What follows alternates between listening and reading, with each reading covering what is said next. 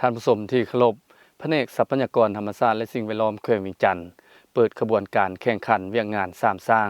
ภายใต้คำขวัญรักษาและพัฒนาประจำปี 2024 กองประชุมเปิดขบวนการแข่งขันเวียกงานสร้างภายใต้คำขวัญรักษาและพัฒนาประจำปี 2024 ของแผนกทรัพยากรธรรมชาติและสิ่งแวดล้อมเขื่อนวิงจันทน์ได้จัดขึ้นในวันที่ 3 เมษายน 2024 อยู่ที่ห้องประชุมแผนกดังกล่าวโดยการเป็นประธานของท่านสมานวิเศษยพงศ์กรรมการพรรคแขวงหัวหน้าแผนกทรัพยากรธรรมชาติและสิ่งแวดล้อมแขวงวิงจันทน์มีบรรดารองหัวหน้าแผนกหัวหน้ารองหัวหน้าแขนงพร้อมด้วยพนักงานวิชาการภายในแผนกดังกล่าวเข้าร่วมในพิธีได้ผ่านข้อตกลงว่าด้วยการแต่งตั้งคณะชี้นำแข่งขันย่องยอรักษาและพัฒนาของแผนกทรัพยากรธรรมชาติและสิ่งแวดล้อมแขวงวิงจันทน์จากนั้นได้รับฟังการผ่านบทสรุปเวียกงานแข่งขันย่องยอประจำปี 2023 และทิศทางแผนการปี 2024 ที่เสนอโดยท่านคำไสพุทธิวงศ์รองหัวหน้าแขนงบริหารโดยท่านได้ยกให้เห็นถึงบรรดาผลงานที่พ้นเด่นที่สามารถญาติได้ในระยะ1ปีผ่านมาที่น่าพึงพอใจพร้อมกันนั้นยังได้พร้อมการวางทิศทางแผนการแข่งขันย่องยอรักษาและพัฒนาในปี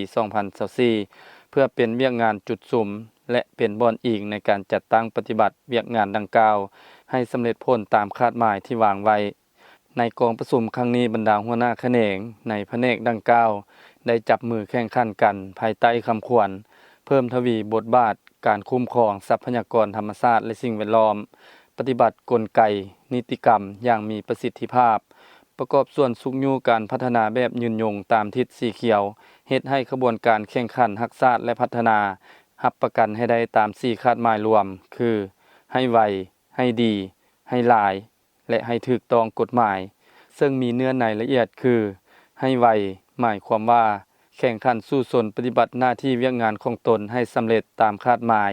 หรือสำเร็จก่อนคาดหมายที่ได้กำหนดไว้บ่ซักซ้าบ่ท่วงดึงแก่ยาวทั้งรับประกันประสิทธิภาพของเวียกงานและทางประหยัดเวลา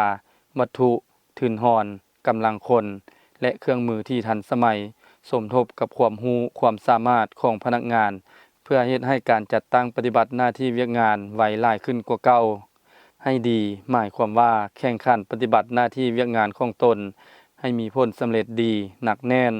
มีคุณภาพได้มาตรฐานเฮ็ดให้การบริการประชาชนให้ดี